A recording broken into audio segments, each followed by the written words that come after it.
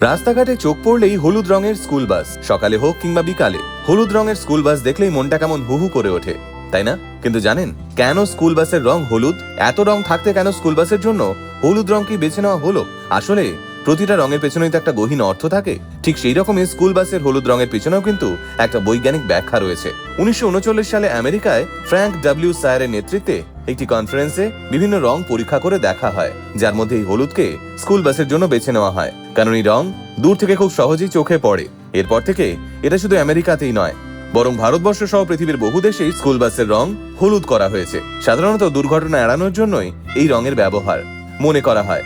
অন্যান্য রঙের তুলনায় হলুদ রঙের দৃশ্যমানতা অনেক বেশি, আর তাই লক্ষ্য করে দেখবেন বেশিরভাগ স্কুল বাসে কিন্তু হলুদ রঙের। তবে আরো একটা উল্লেখ্য বিষয়, হলুদের এলপিভি লাল রঙের তুলনায় 1.24 গুণ বেশি, তাই দূর থেকে হলুদ রং খুব স্পষ্টভাবে বোঝা যায়।